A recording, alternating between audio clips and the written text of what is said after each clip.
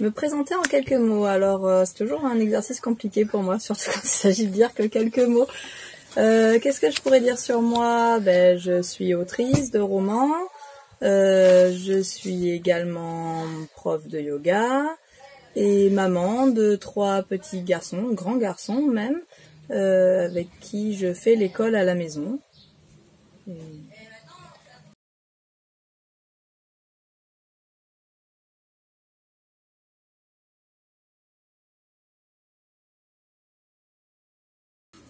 Ma plus grande qualité. Alors là, c'est une très bonne question. J'en ai pas la moindre idée. Bon allez, on va dire que ma plus grande qualité, c'est mon sens de l'humour.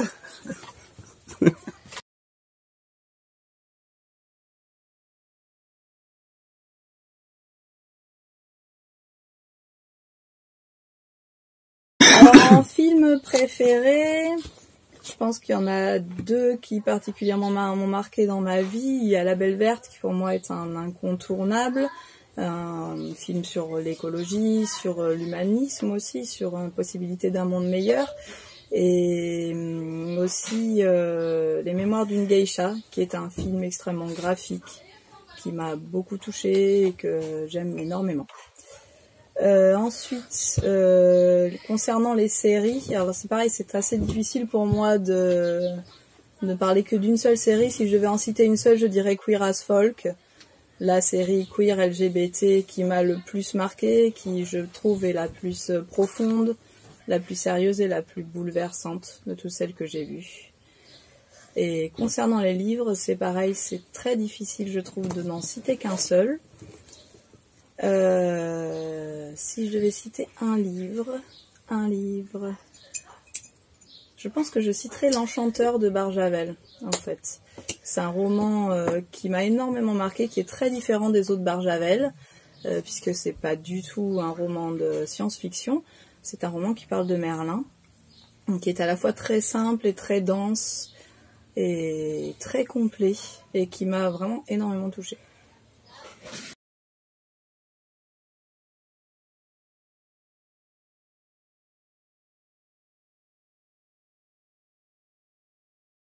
Mon personnage de fiction favori.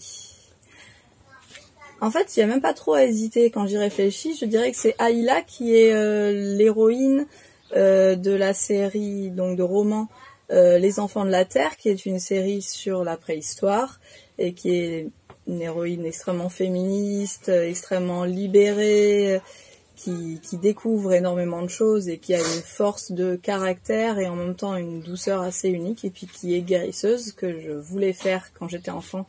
C'était quelque chose qui me passionnait, enfant, adolescente, en faisant du jeu de rôle notamment, j'étais toujours la guérisseuse du groupe. Voilà, donc c'était un personnage qui m'a marqué, je pense qu'il est celui que je trouve le plus touchant.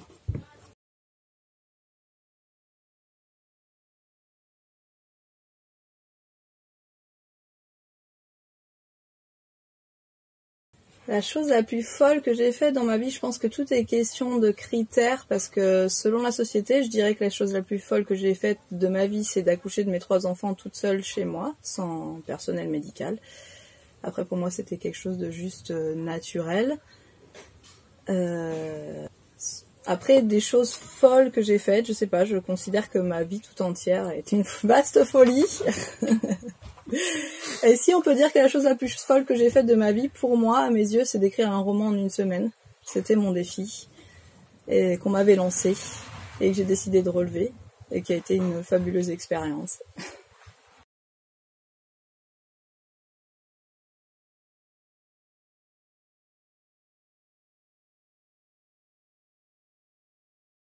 Je pense que je passerai ma journée à profiter à fond de mes enfants. J'avais envie de dire que je passerais ma journée à écrire, mais même pas, parce que de toute façon, je pourrais pas finir tous mes projets. Et je pense que ce qui compte le plus à mes yeux, et que si j'avais vraiment plus qu'une seule journée, j'en profiterais à fond avec eux.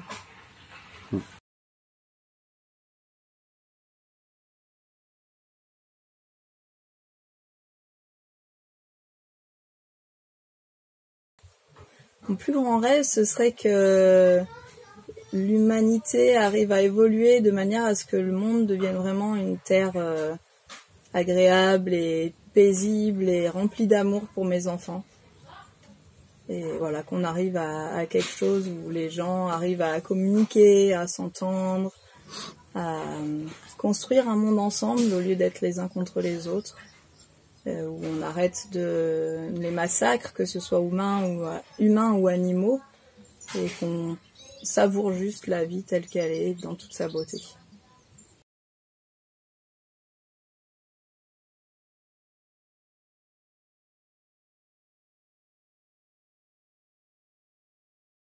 Je pense que mon jeune moi serait assez satisfait de ma vie actuelle parce que j'ai toujours été quelqu'un de passionné par la littérature. Je lisais énormément, j'écrivais aussi quand j'étais enfant, c'était plus des textes simples, mais je pense que c'était un grand rêve pour moi de pouvoir devenir autrice. Et donc je pense qu'à ce niveau-là, elle serait assez satisfaite et assez émerveillée de pouvoir voir qu'elle serait capable d'en arriver là. Quel conseil je lui donnerais?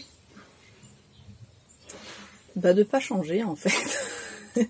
C'est bête, je suis très loin d'être parfaite, j'ai énormément de défauts, mais je pense que ce que j'ai réalisé dans ma vie, c'est quelque chose qui me convient profondément, et je suis fière d'être la personne que je suis devenue aujourd'hui. J'ai 3 beaux enfants, j'ai une profession que j'adore, et je pense que toute ma vie m'a amenée à ce moment-là, et que j'ai aucun regret et aucune envie de changer la personne que j'ai pu être et la personne que je suis devenue.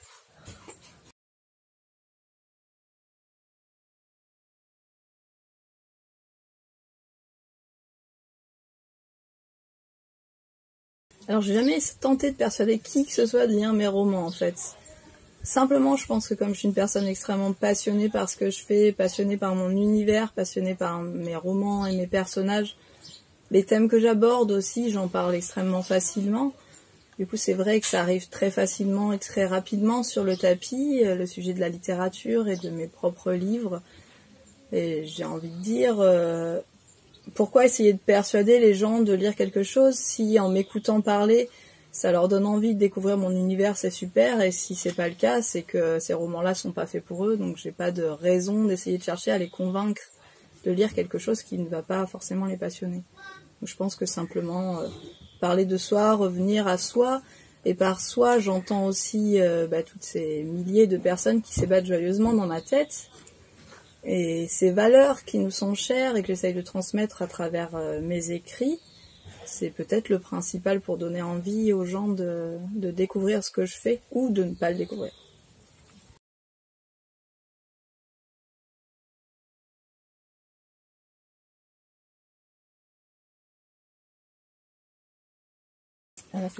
Ah oui, alors... C'est 3 hommes d'affaires très riches qui attendent un de leurs amis pour une partie de golf, et ensemble ils discutent entre eux de leurs enfants. Le premier dit « Mon fils a tellement bien réussi dans sa vie qu'il a pu offrir une magnifique voiture très chère, une Lamborghini, à l'un de ses amis. » Le second répond eh bien, moi, le mien a tellement réussi dans le monde a tellement bien réussi aussi dans sa vie qu'il a offert une maison à son meilleur ami.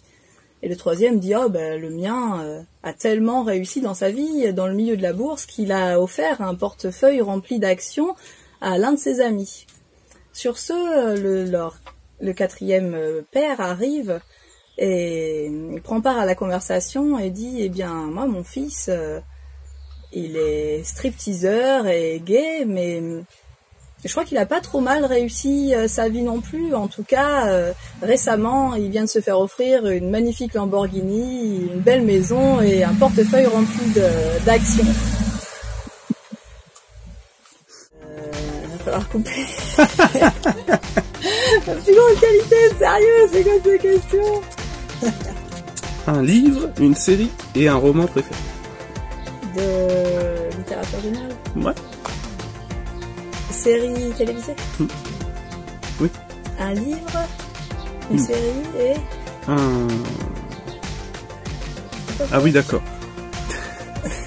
Donc un film, parce que j'ai mis deux fois, j'ai mis un livre et un roman, mais un livre et un roman, c'est la même disais, chose. Oui. C'est ce que je me disais.